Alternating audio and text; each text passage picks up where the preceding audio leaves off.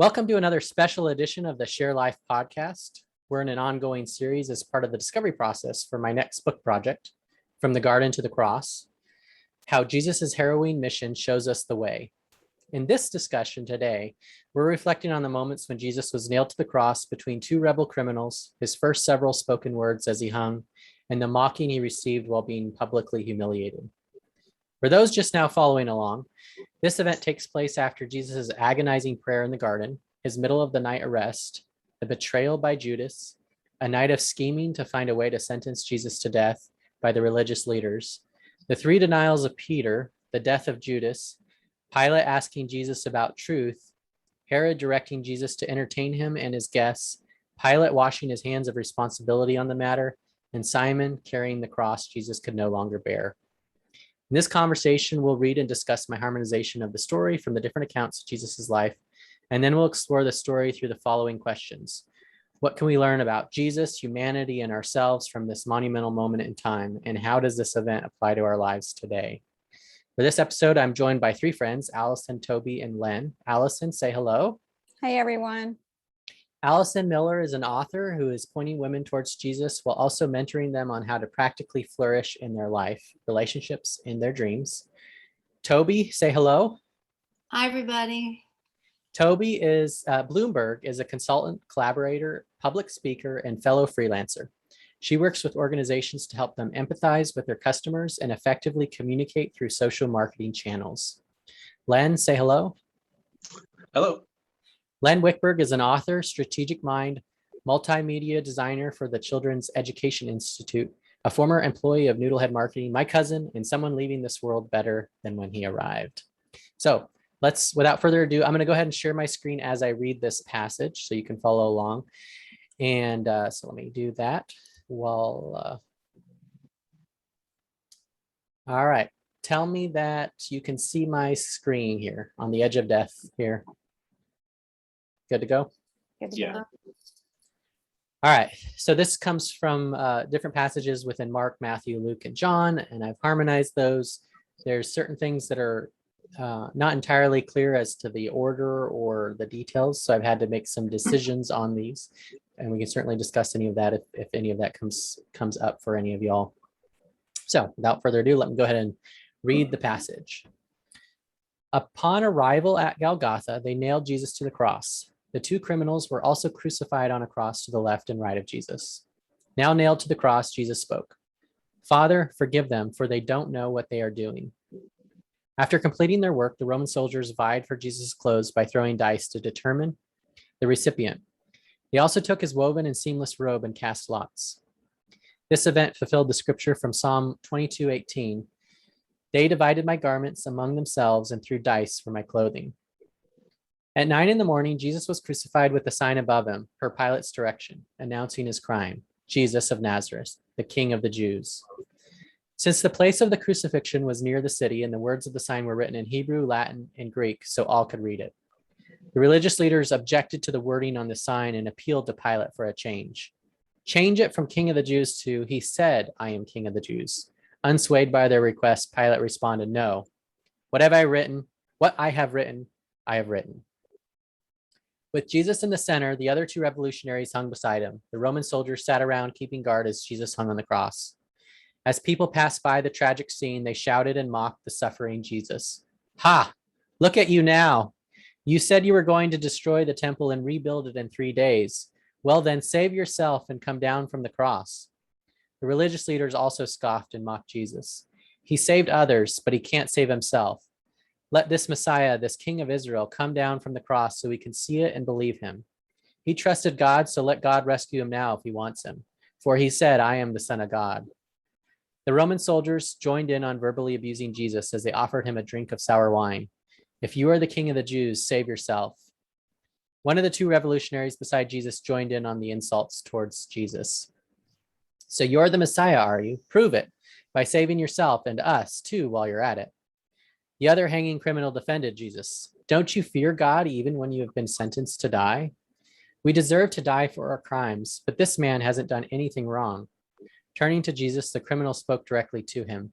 "Jesus, remember me when you come into your kingdom." Jesus replied, "I assure you, Today you will be with me in paradise."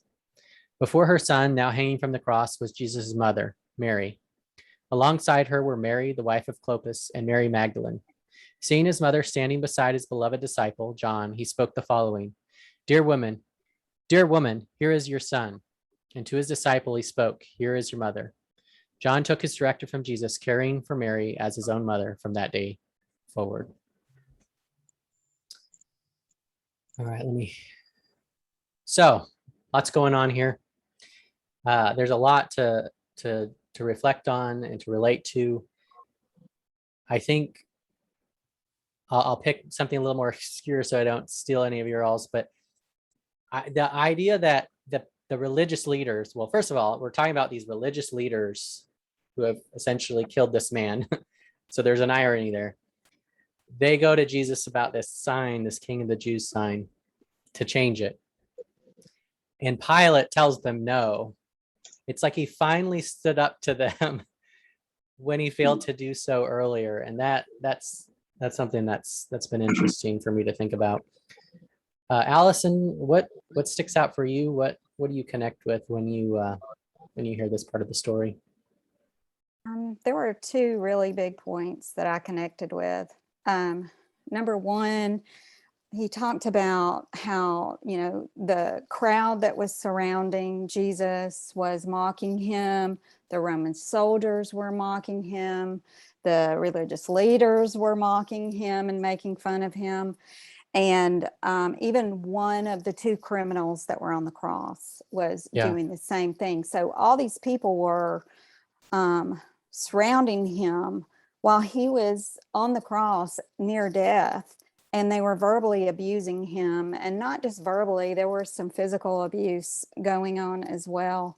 Yeah. And the first words that Jesus spoke out of all of this was, "Father, forgive them, for they know not what they do." And for me, that just really spoke to what the heart of Jesus is, his love and his mercy for people. And it didn't necessarily mean that those people were forgiven, I don't think, but it definitely showed us, from my perspective, the heart of Jesus and who he is. Yeah, and that's a pretty it's a pretty profound thing to say something like that to the people that are literally killing you. It's torturing and killing you as it happens. I think to a point where I don't even know that I fully grasp what's going on there. Same. I totally can concur with that, Jason. I mean, I can't comprehend it. I think personally we go through a lot of things in our lives, and I don't think the words out of our mouth, I mean, they're not even close to death. Okay. But I don't think 90% of the time the words out of our mouth are, "Father, forgive them." In fact, it's the opposite. It's like, all right, vengeance is mine. Right. So that was one thing that really, really stood out to me. And then the other thing was where in John it talked about the three Marys being at the cross, and Jesus looking down and calling to her and saying, "Woman," which, by the way, I did a little research, and that was a very revered way to address women at that time. Well, fun fact, I call my wife woman because of that. Oh, that's cool. I like that. That's awesome. I was like, well, if Jesus says that, then I can say it. Yeah. But I loved how, he addressed his mother and told her that John was now her son, and that he addressed John and said that Mary was now his mother. And I think that during that culture, what I understand is that the oldest male child took care of any family member that was left behind if there was no one else. And Joseph had already passed by this time. And so because Jesus was on the cross and he was about to pass, he assigned John not any of his family members. He assigned John to the task and entrusting his mother with John's care. And, that was profound to me, because it really helped me to understand more about, number one, how he saw our family, the family of God. And number two, how he trusted John to care for him and knew that he would be faithful to care for him because he was his disciple and because he loved him. Yeah. But number three, his brothers, nobody else in his family yet had become a disciple or a believer to follow Jesus at that time. And so because they had not, he did not feel free to entrust Mary to them. So I thought that was a very profound. So I would be curious to dive into that deeper in regards to your own personal story in the way that you may relate to Mary in that same regard. But before we do that, I'd like to give Toby a chance and Len. So we'll come back around. But Toby, what are when you hear this, when you see this, what sticks out for you? Well, actually, the conversation that you were just having with Allison was something that I was thinking about, and from just a little different point of view, more of a personal point of view, and that's the women taking care of people who are ill, who are dying. And from my own personal experience, that's who took care of my family. There were male relatives who were very much loved and loving, but it was the women that took care of my mom and my dad and my sister when they died. And my dear friend, one of my best friends, her sister just passed Sunday. And it was her women friends that took care of her. She had a couple of male friends that came in to visit, but the people that spent the most time with her, the people that were the most caring, were the women. So that was very interesting for me to think about. And then going on to, again, what Allison said about leaving the care of Mary in the hands of a non-family member. I didn't really think about that, but the more I think about it, the more I think in my friend's situation, most of the people that took care of her sister were not blood relatives. They were friends. And so they were the people that took care of her while she was going through this horrible illness. Very, very interesting. Well, and that's interesting, because I have a friend who is in a similar case where her family, there's a tension between her and her family, but it was people at her church that wanted to help her, and she almost kind of even resisted a little bit, but they wanted to help her. They're like, we like to be with you, we like to be blessed by helping you. And so it was a really interesting thing for her to share that with me. Yeah, I just found that really very heartwarming and very relevant to my own experiences. The other notes that I have was that people I got the sense that people were talking about the fear of dying, the fear of death, not necessarily Jesus, but other people around him. I just got that sense. And so that's a big question that a lot of people grapple with at the point in their life, just as they're going into that type of a situation, not necessarily before. At least my friends, we push it aside and we say, we'll talk about this later. But when you're in the moment, then it's a different story. And one other thing, which is sort of strange, but perhaps not really, when the guards were playing dice for his garments, and I couldn't help but think how many families, somebody has gone, somebody has parted, there's so much conflict about the little things that person owned that you wouldn't have even paid attention, forget the big dollars, but a painting or a pillow or something. And so there's the conflict there that comes out even within the family unit once a person dies. Yeah, that's interesting, because I've seen families completely torn apart by that inheritance dynamic. Yeah. And it's almost like, who were these people? Because before they were very different. And the other thing that's really interesting about what you said in terms of the death factor that came to my mind, and I don't know if this is there or if this is just me kind of connecting the dot, but in a way, Jesus was representing death. He was death on a cross. And I get a sense that by mocking him, it was almost like mocking death itself, right? If I mock death, then I don't have to face it. I don't have to die. I don't have to suffer, right? Although it doesn't really do anything because we're going to die anyway, but there is something about that dynamic that what you said made me think about, that it's a heavy resistance towards death itself. Does that make sense? Absolutely. Yeah. Len, what would you add to this? The big thing that when I was looking over this sections of the verses and such, just how much this is like prophesied in the Old Testament and stuff books. That was a big thing for me. In Exodus, in Psalms, in Isaiah, in even what was some of the other ones? Jeremiah, Zechariah, and some other parts of the story. Tons. Yeah. And so, and just how descriptive they get into the prophecy of what happens and such. So, and I guess I need to ask too, what section are we actually talking about again? Which section of?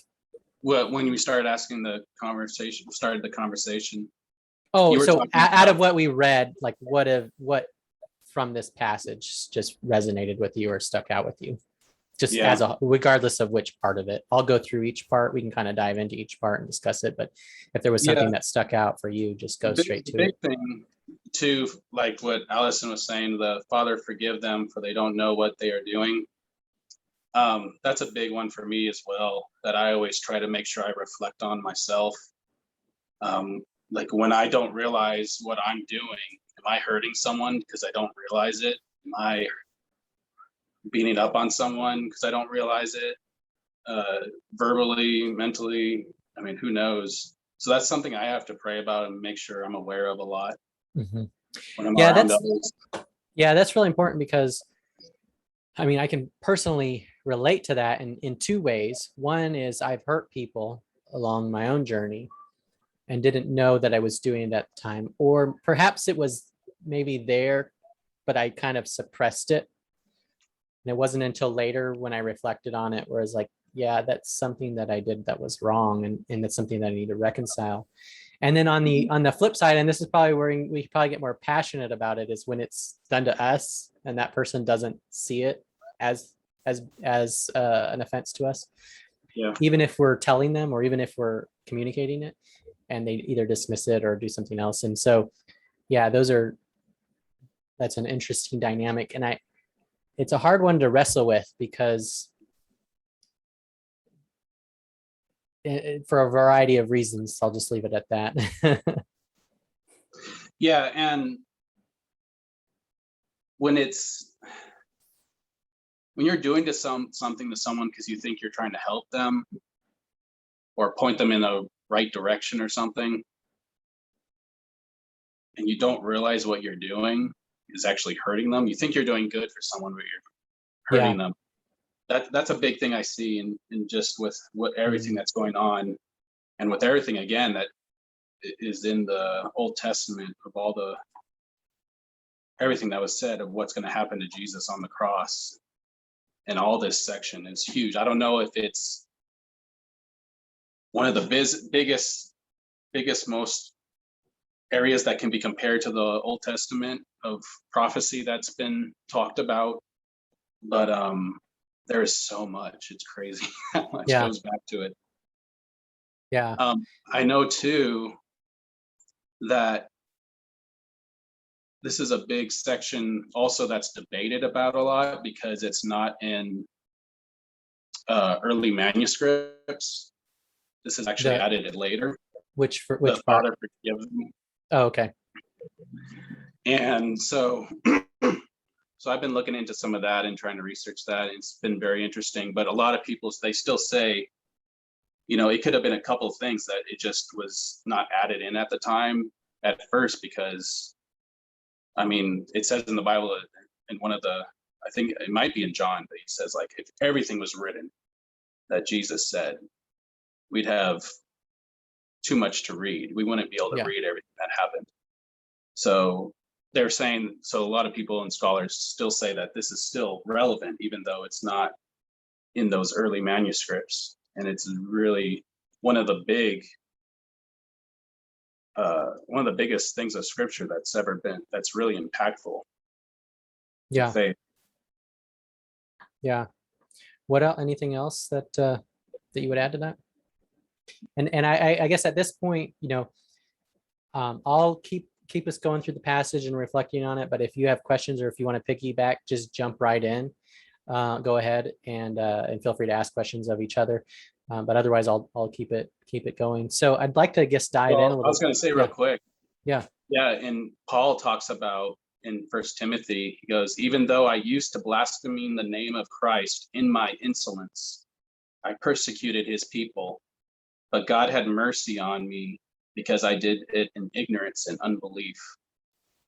Yeah. And that was one of the things I was going to make a comment on is I read the book, the Gulag Archipelago, and he says in it, paraphrasing, people that do evil things have justified that evil as good. And Paul is Saul of Tarsus before he was converted. He was a perfect example of that. He was doing what he thought was God's will, and yet he was causing suffering and death across all of these Christians. And then he becomes one. So it's pretty profound to kind of wrestle with that idea. And I think what's hard about life, and as well as this passage and Christ's experience overall, is that we are both the victim and the perpetrator. It's not a black and white thing. It's complicated, complex, and in the fact that we hurt others and others hurt us. And I think we can become self-righteous and think that we're better than other people really easily. And that can actually lead us. Yeah, go ahead. Because we put so much time into trying being good. Okay, yeah. So going deeper on that, what do you mean? Oh, I don't know. It just came to me when you were talking. But because we spend a lot of time trying to be good. But God, and we need to stop. When Jesus came to someone and he healed them and such, he said, don't sin anymore. He didn't say, go to try to be good. Yeah. We are to be good as much as possible and be imitators of him and reflect him. But Jesus, we're supposed to be focusing on not sinning and hurting others, hurting ourselves, trespassing against God and such. That helps me a lot more. Because when I'm doing good, I'm also building a lot of self-righteousness. I can get trapped in that. Arrogance. So I got this quote from Carl Jung the other day. Jung, how do you say it? So Carl Jung said, when one tries desperately to be good and wonderful and perfect, then all the more the shadow develops a definite will to be black and evil and destructive. People cannot see that. They are always striving to be marvelous. And then they discover that terrible destructive things happen when they cannot understand. And they either deny that such facts have anything to do with them, or if they admit them, they take them for natural afflictions, or they try to maximize them and shift the responsibility elsewhere. The fact is that if one tries beyond one's capacity to be perfect, the shadow descends into the hell and becomes the devil. So that was kind of what you were saying in a way. Yeah, I like that. Yeah. And Jason, to bounce off of that, perfect means so many different things to people. And I bring up this because last night I saw Hamilton. And if you haven't seen the musical, it's amazing. Yeah, my wife watches it like every day. Yeah, the musical, and it's playing right now at the Fox. Oh, okay. Oh, really? Well then But one of the things, it's a tragic story, but Hamilton's passion and his cause was to bring the United States of America to life. And because it was so, he had blinders on, he didn't see the harm, going back to what Len was saying, he didn't see the harm that he was causing to people around him. He didn't see how it was impacting his own family. He just wanted to do this one thing. And it actually ended up in ruination of him and his family and almost the country. Yeah. So absolutely, Len. Wow. Allison, what would you throw into this conversation? Well, just to reflect a little bit on my own life and how I can connect with all of this trying to be good stuff and where it leads you. Because, you know, I think I lived the first part of my life before really knowing Jesus, trying to be a good person and trying to do things perfectly, like Toby said, and that clearly there are different definitions for that. But I always had compassion for other people and what they were going through, but I was probably doing worse things than what they were doing. but what happened, you know, after really seeking to know the Lord and continuing that journey every day, I found that I don't really have to strive to be good. I just am put my trust in him to help me. Now, I'm not going to say there aren't times where, you know, you're in a situation and something happens with someone. Like, I mean, I can just talk about coaching situations and even my own personal life. But, you know, when you're coaching someone and they have someone on the outside of that coaching relationship that is bringing harm to them, you know, how do you coach them through that? Are you going to want to guide them to be resentful toward those people, or are you going to want to help them understand what, you know, those people just really don't even understand, like Jesus said, what they're doing? And even if they do understand what they're doing, even if we, you know, have people in our life that are bringing harm to us and they do understand what they're doing, I think it's a call in our lives to forgive. And that's not always easy. It sometimes can be years of a process for people, because there are some very heinous things that are done to people. But what I go back to in that is that there has never been anything compared to, you know, that I've gone through or anybody else on this earth compared to what Jesus went through on the cross. And so, you know, I always take my thoughts back there. Well, this is nothing compared to what Jesus went through. This is nothing. And it comes out of that relationship. It comes out of that. What does that give you by going there? What do you get out of that? Like, or what does it provide? Well, it gives me a few things, but the first thing is that I don't have to be in control of that. I can release that. I can allow God, you know, God is the one that has justice, not me. And so it gives me the freedom, I think, to live more in alignment with the way that I'm designed to live.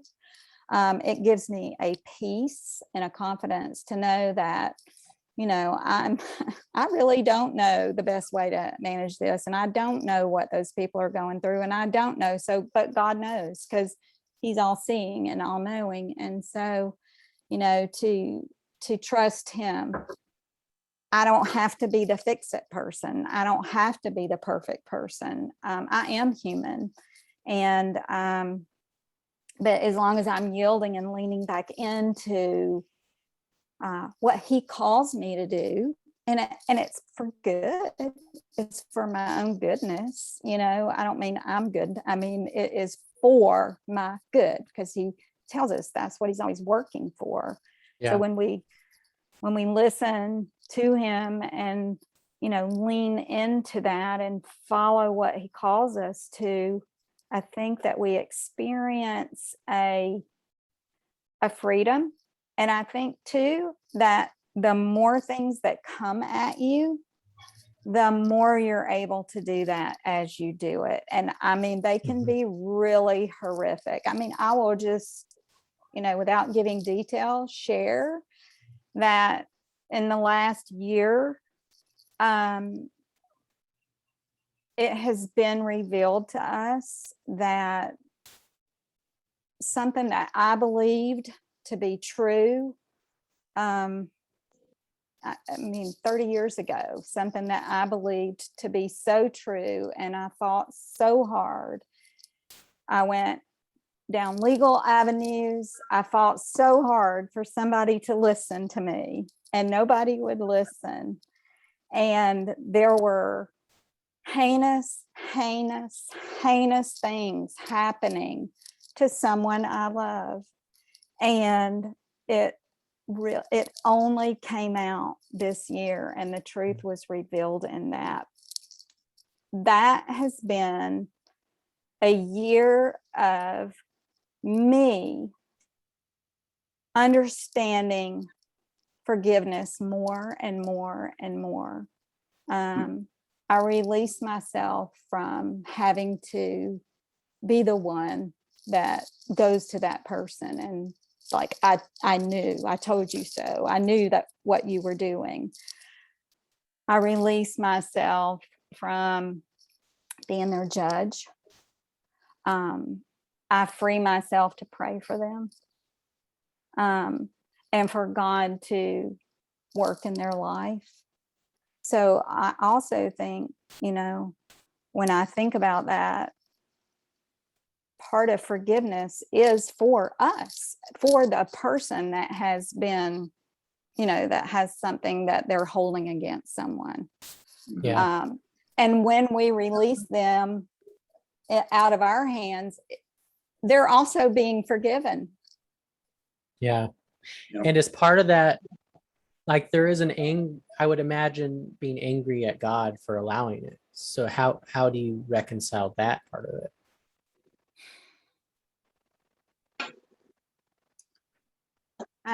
I don't think I felt angry at God. I felt angry more at people that wouldn't listen. Okay. But I've reconciled that. Yeah. And there is going to be an ongoing journey of healing for this person that I dearly love. And it will take, it will take a miracle for it to happen any quicker than we want it to. Yeah. But it is happening. And I love that because I see God's faithfulness in it. And I know that only if my relationship with the Lord has impacted that person's relationship with the Lord, Yeah. the one that was hurt, and they have been able to go to the Lord with that and put their faith and confidence and trust in him for healing. Yeah. And the right people coming in to help that. So with that said, it's just another, I think, level or layer of what forgiveness can do in our lives. Yeah.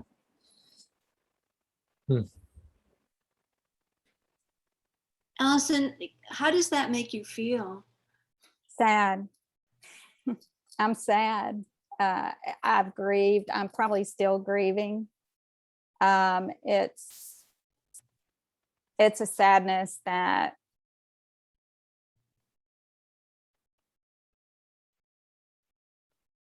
can only be felt from a mother. And the other side of that, though, Toby, is that I'm so thankful that the truth was revealed. And, God tells us in his word that the truth will always be revealed. and that doesn't necessarily mean that it's going to have to be us that do it. He will orchestrate circumstances to make things happen that, you know, the truth bubbles up. And that's exactly what happened in our situation. So I guess that's where you asked me, you know, about being angry, Jason. No, I'm not angry. I'm thankful, because a level of healing has started taking place that never would have happened if we didn't know. Yeah. Yeah.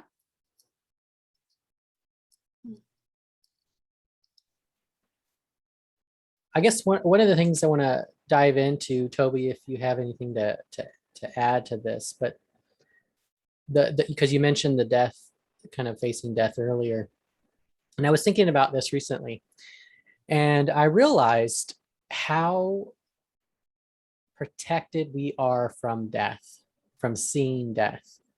Now, we do hear about it in the news and sort of as an intellectual thing, but I mean like literally seeing death. And I was thinking about it.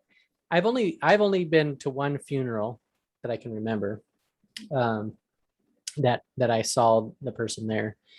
And then my great grandmother, when she died, I saw her about an hour before she died. But outside of that, like, and I was kind of surprised at just how shielded I was from it. And I don't know, what would you, I think there's something to be said about just in a Roman world, death was everywhere. I mean, obviously the crucifixion was an example of like, these people are hanging dead on a pole, but that was just one of many things that was going on at that time, and plagues and death. And I don't know, what is there anything you would say to that or add to that? I guess I would say that children growing up on a farm or in the country have more of an experience than people growing up in an urban area. Yeah. And then also, I think that perhaps, and we don't see this as much anymore, but it's coming back because of the way society is right now. But people growing up in a multi-generation household, where the grandparents or the great grandparents are living with you. Yeah. Those are the small children that will experience death and hopefully see it as a natural progression. It's still difficult.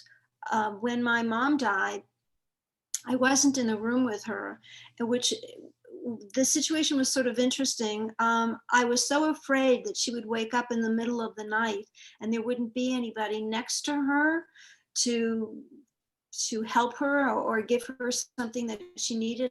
I didn't think about her dying, but just something that she would need. And so I literally slept in the bed next to her for several weeks.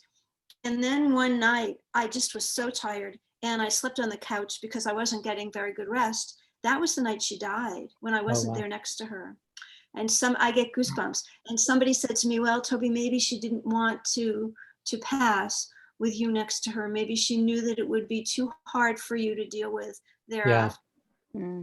So I don't know, but that's interesting. But I was next to my sister, Jason, when she passed, and we knew that it was coming. The nurses hadn't gotten there yet, but it was a really, I don't know the word, horrible, strange. I mean, when they talk about the death rattle, I was there when she took her final breath, and it was like I had multiple emotions. I mean, I felt like somebody had taken a knife and stabbed it inside me and pulled everything out.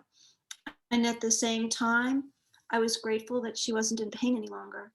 So all these mixed emotions come with death. But going back to what I just said, if people are living in multi-generation homes, they have an opportunity to see the progression of life as well as the end of life. Yeah. So that might, going back to the beginning of our conversation, maybe that is a truth that people need to understand as well. Yeah. So how do you've had all these experiences how do you reconcile them? And how do you frame them? Like, do you see them as, like, how do they shape you as a person? That's a really good question. And I think I bury them. And every once in a while they pop out. I don't know if I've ever really dealt with them. I don't know if you ever really deal with something like that. I mean, people that are in wars and have seen their fellow soldiers fall next to them have told me, yeah, you get over it, but it always comes back if you're that close to somebody and you actually see it. So to answer your question, Jason, I don't have an answer. Yeah. I don't know. I mean, it does color me. It does. I look at the world through a slightly different lens now. Mm-hmm. I don't know if it's made me a better person, or I don't know. But I don't know how to answer that. I mean, it's a really, really good question. Yeah. Yeah. Len, anything you want to add to that before I jump into the next topic here?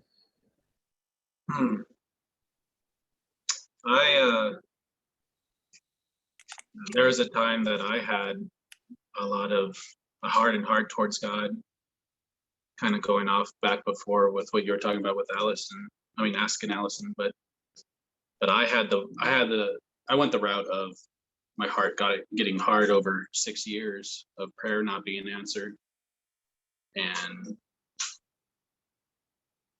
through it, it's kind of interesting. It comes back again to this, Father, forgive them, for they don't know what they're doing. God revealed to me in Scripture the core issue I was having. So I was upset that my prayer wasn't being answered a certain way, but God was working on my heart, and He revealed what really was the issue. Okay. At that time, and I didn't review that. I know I have kind of journals about it, but that I haven't even reviewed yet. Kind of talking too about stuff coming up.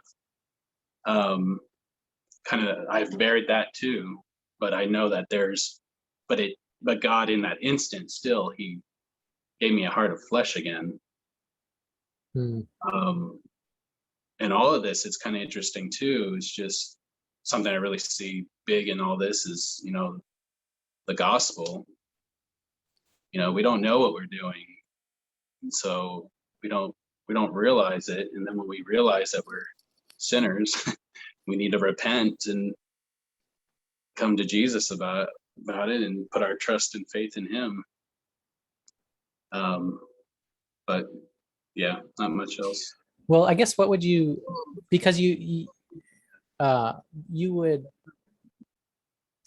was it simply a level of, well, let me ask this. Why did you resist your part of that for so long? Resist what part? Sorry. Well, you said, you prayed for 6 years and then you realized that there was something in you God was working on. So that implies that you weren't going to work on that during those 6 years.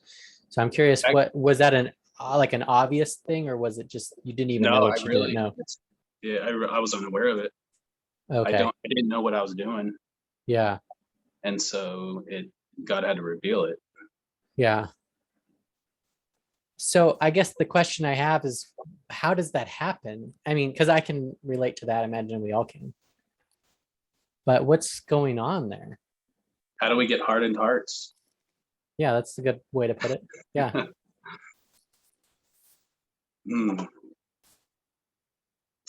Because that's a good question.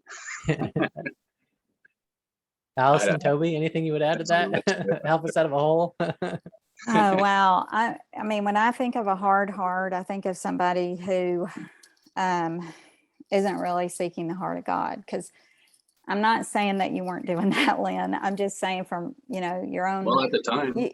There are reasons. There is a blindness that we have, okay? And there are blind spots that we have. And unless we have somebody speaking into our life about those things in a loving, truthful way with grace, we may not see them, especially if it's a blind spot. And so I also think that there's the aspect of growing in grace and understanding that things don't always happen the way that you want them. And maybe that's what it was. Maybe it was an expectation of God to answer what you were asking for. I mean, I'm not using you specifically, Lynn, but I'm just saying, you know, we have an expectation of God to do something for us. We think everything is supposed to be great. And we think that everything is. So wait, where does that come from?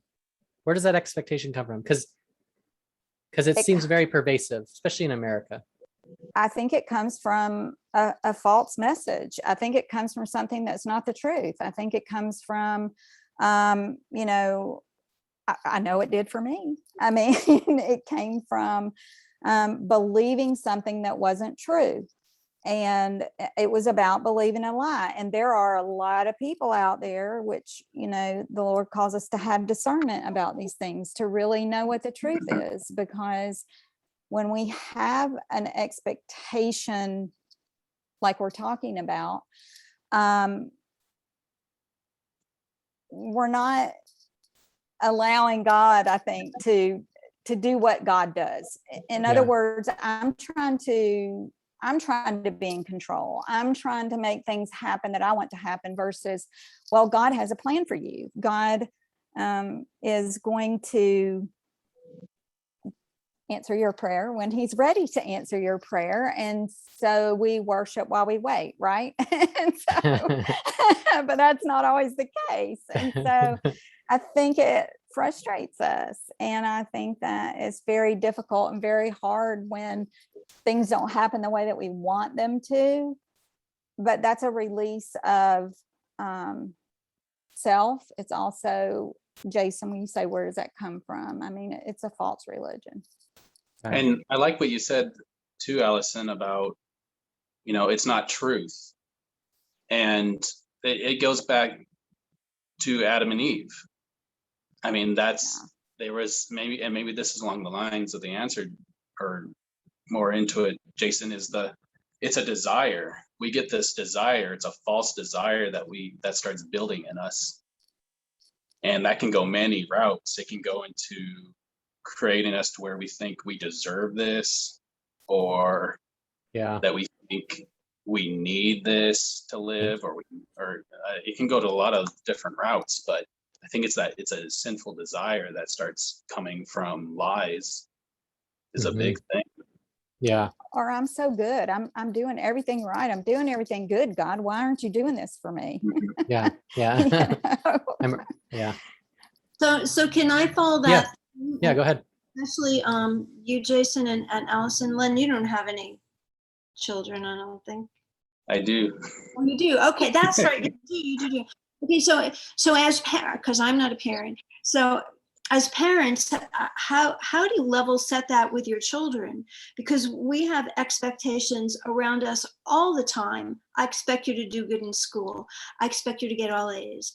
Children have expectations of day-to-day living. I expect wonderful presents from Santa Claus because I've been so good all year. So, you know, and Santa Claus is something that happens secularly, I would think, around Christmas, which is really quite an important holiday. And so how do you guys level set your kids so that they understand their own expectations in the reality, but also within the religious concept? Yeah, I think I'll throw in just a couple things, then you can jump in. With kids, there is an importance to like clarity, black and white rules. Like this is the rule and here's why we have it, and this, you need to follow it. But I think having them understand the aim of the rule, like it's for a good, and this is what that good is important. I don't know that they fully get that as a kid. I think that comes later. And so, but I think there is a huge danger, and there are a lot of cultural stories that I do this, like formulaic, do X and Y, and then I get Z. And life is a lot more complex than that. And so I think it's important to understand that. And the more that we can point to the heart of the matter, the better. But it with kids, it's just very difficult because until they get like high school and older, like they don't think conceptually or abstractly. It's usually, you know, right or wrong. And then they're trying to figure, once they know if it's right or wrong, then they're trying to figure out how to get around it so that what they want to do is now right, even when it's actually wrong. Len or Allison, what would you add to that?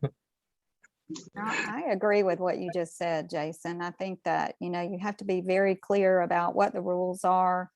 And I don't see any harm when they're very young and offering rewards for, you know, following the rules, or, you know, having consequences for when you don't.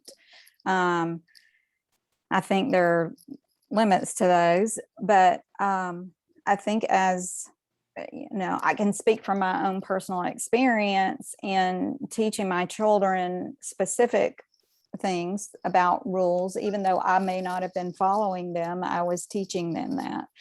And about 14 years ago, when I really had my personal experience with the Lord and met him, I had a radical change in my life. And so my goal at that time, my mission was for my children to know that I had messed up, that I had not shown them what the truth was, and that the reason they're doing certain things they're doing is because they saw me doing it.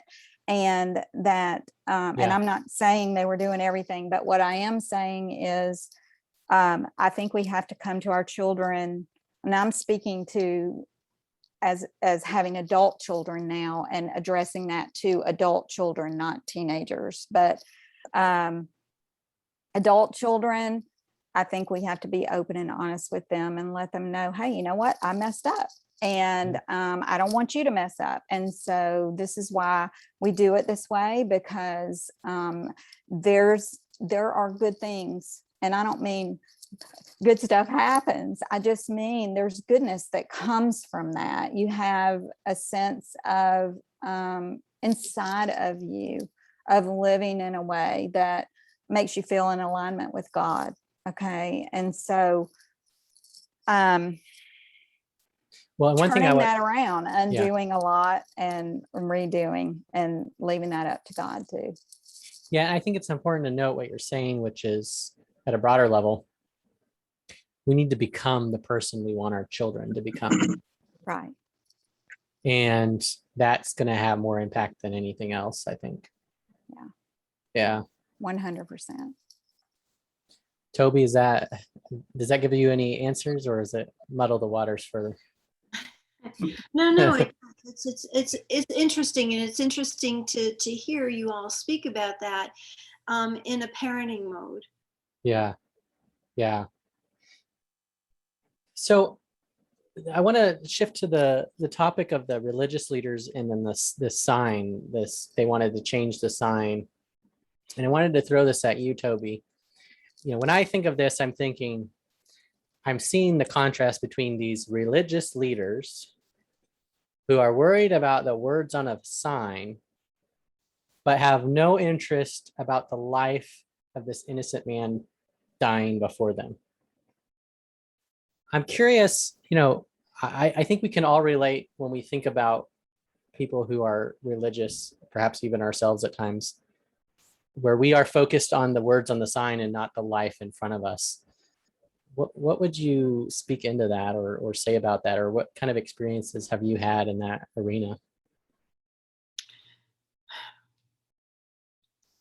I would say that on the words of the sign, I mean, not really understanding or knowing all the nuances around this scripture. I would say two things. First of all, that words matter. And he wouldn't change the words because they mattered to him. The way that he had said it is what I'm getting. And I could be totally off base, but that's what's coming through to me, is that these are the words that I put down, and these are the words that I want people to read. This is the message I want to give out. Yeah. And we do that all the time. I mean, all of us are marketers, and the way that we present messages, and you know, our words, especially authors, Allison and Jason, Yeah. each word that you put into a book means something. Each word that Len and I put into a marketing communication means something. And so, you know, taking that from the religious to the secular back to the religious, it seems like it's going full circle. So with that said, do we ever care more about the words than the people that they impact? If you want to influence people, then my answer probably would be yes, because the words influence, and how they influence into the real meaning, and into the real meaning of this particular scripture is how they influence. So words matter, and then why do they matter? Because they influence. And are you really cognizant? Do you care about how they influence? And if your answer is yes, then let's go back to the good and the bad question. You know, is this for the good of the person? Is this for the good of society? Or don't I much care, because power is intoxicating? Yeah. Len, would you add anything to that?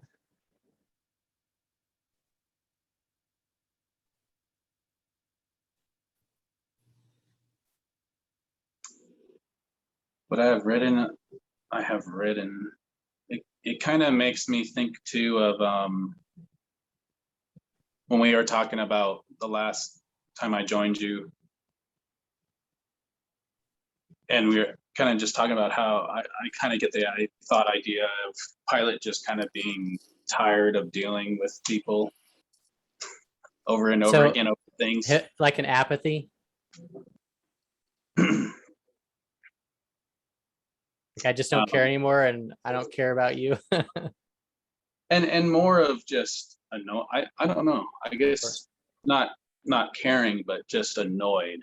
Yeah. Because there was a lot of people that were looking like they could be Messiah, or claiming to be Messiah, or having gatherings of people, and they were.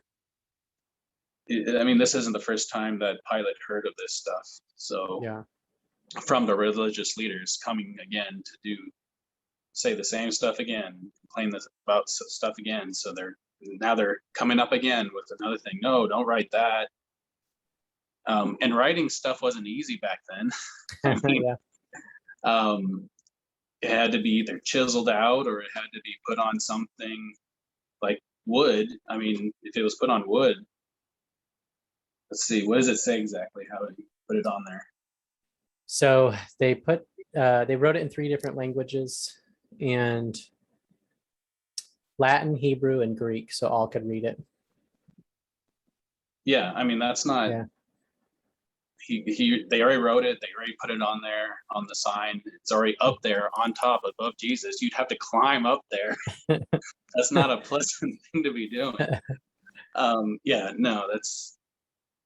Oh, maybe it wasn't up there yet. It wasn't up there. Do you see any hypocrisy in the religious leaders even asking about that? I think it's just more trying to get control and trying to prove themselves right. We try to prove ourselves right, so we're going to make sure everything that is out there that's speaking against us, or that we don't want any doubts here. We don't want anything out there that's going to make anyone think we're not in control, or we weren't the ones that were right. Yeah. Allison, anything? Go ahead, Tubby. Yeah, go ahead. I looked at this from a personal, subjective, and objective point of view. So the sign, Jesus of Nazareth, the King of the Jews, and that's very objective. That's like a placement sign. And then they wanted him to change it he said, change from the King of the Jews to I am King of the Jews. And that for me would be a very, very different sign. It would be speaking from Jesus. It would be his point of view, where the other sign would just be a statement. Yeah. So meaning they wanted to invalidate what Jesus was, what the sign was saying. Yeah. I am the King of Jews. That would be more powerful, wouldn't you think? Well, I guess I get the impression that they're trying to say that it's an opinion that's not true. Mm-hmm. Does that make sense? Like, he says that, but it's not true. That's my impression. Mm-hmm. I just want to add to that, just my perspective and what I understand. I believe that Pilate, like going back to what Toby said, words matter.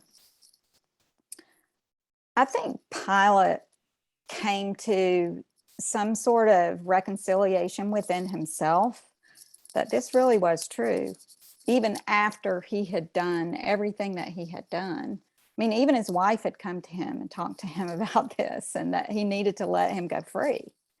And he didn't.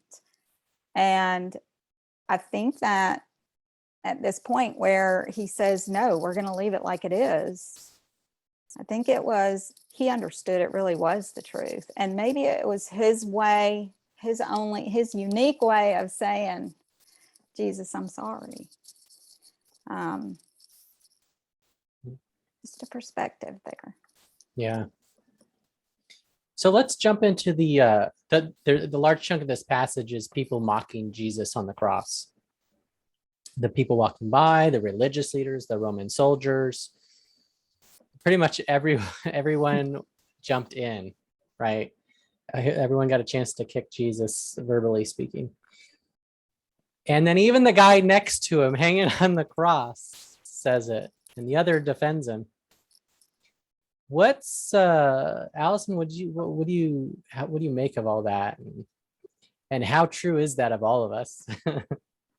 I just think about like social media as an example, like how easily we jump on people and just chastise them every which way. There's one example of many, right? Right. Well, I mean, I think if you apply this to our personal circumstances, we're so quick to judge people without knowing the story, without knowing what they've gone through, without knowing what experiences they've had in their life or what they really do think. And maybe if something maybe our filter is not right if we're looking at somebody and judging them. Maybe we think we're right and we're not, and there's pride there. But I see that, what they did to Jesus. I mean, they believed he was wrong. And so they were doing everything they could to bring harm to him, which is exactly what people do today if they think someone's wrong. They criticize, they chastise, they judge, all the same things. So, yeah. Wait, Toby, you're in the social media space. What do you think about that? I think communication. When Allison says human nature is the same over 2,000 years ago as it is now. We just have a different way to communicate. And when I was reading that passage, the first thing that popped into my mind was, gosh, these people are a bunch of bullies. I mean, to put it in extremely simplistic terms. Yeah. For sure. But there is a sense of, well, the crucifixion by the Roman Empire was designed to destroy you to the point that you never existed. We want to remove you from our memory, so to speak. And it was never done to Roman citizens. It was not allowed. It was only for people that were not citizens. So there was an aspect of this mocking that was almost like it was actually their job. It was their role to participate in this mocking, because that further and entrenches the humiliation that goes with the cross, right? And I think I'm trying to think of some examples, but I think the partisanship politically is one example of that. It's like, well, if you're for this politician or for that one, and you're on the other side, there does seem to be a sense of, all right, we should jump and attack that person because that is our role in our group, right? A tribalism type of thing. That's one thing that comes to mind. I think there are probably other applications, but I have to think about it some more. Len, anything you would add to that, this humiliation dynamic that's unfolding?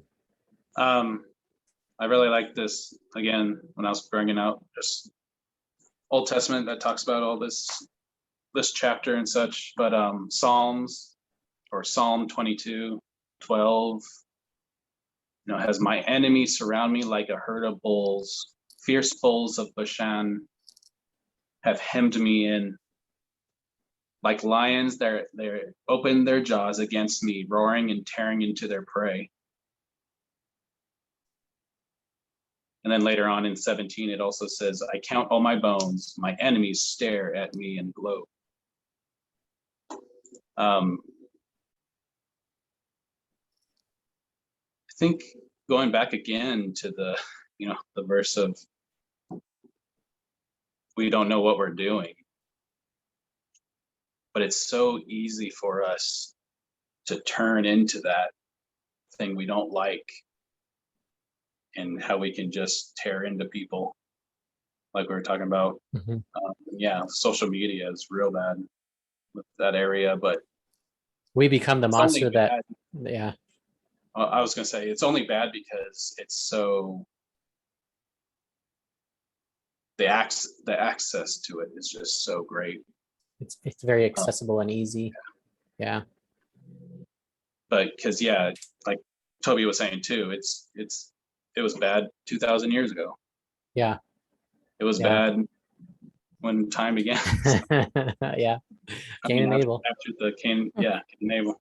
So I want to jump to the last part, the mother part, and dive into that a little bit more. I think what's interesting about this, one of the things that's interesting is how Jesus has been tortured and mocked and everything. He's on the cross, he's dying as we speak. And yet he's still not thinking about himself. He's still thinking about his mother in this case. The responsibility, I assume his father Joseph died, so I imagine Jesus had a responsibility to his mother, and in a direct way. And so it's interesting, Christ is essentially he is not abandoning his responsibility, he is handing it off. And then he's also handing it off to the only disciple that didn't run away. Yeah. All the others are gone. That's an interesting dynamic. So Allison, how about you start us out when you think about this dynamic? And I think for you and Toby, as women in our culture and as, I guess, single women for many years, I don't know, how does that play into this part of the story? How does that play into our lives? This part of the story? Yeah, like do you personally connect, like, that Jesus, is Jesus essentially saying, take care of this woman who in a culture, in that case, in a culture that it would have been very difficult to be a woman on her own, right? Yeah. The orphans and the widows, kind of caring for the orphans and the widows, as Christ and other disciples spoke of. Right. I think, when you think about what Jesus was doing, first of all, I think, like you said, the culture for women was very difficult. And he was very concerned about her protection, I think, and her security. And so I think those are a couple of things that are very important to us as women today: security and protection. And more so every day as our society around us declines. And so I think the way that, I can tell a story of being a single woman and really needing to take care of myself. And this is in my later years, probably in my late 50s. And a group of men in the family of God surrounded me. And Jason, you were one of them, who helped me. I had years of experience in work, but I didn't have work then. And they surrounded me and helped me to be able to have financial security. And I don't mean they handed me money. I mean, I worked for it. Yeah. And, it was a way for me to feel security and protection rather than thinking that I was going to be on the street. Yeah. It was a provision that was made for me through the family of God. I looked at them as my brothers. Yeah. And for me, they were showing me exactly what Jesus was showing us right then, how important it is to take care of one another. And they were really showing me and mentoring me how, what that looks like. And because I'd never really seen that before in that way. And so I think there's so many women that are single. They're children that don't have fathers.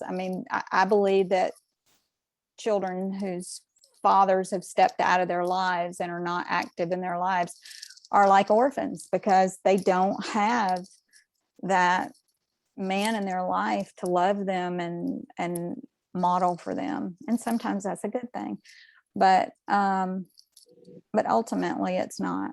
And so I think that, I think as believers, we have a responsibility.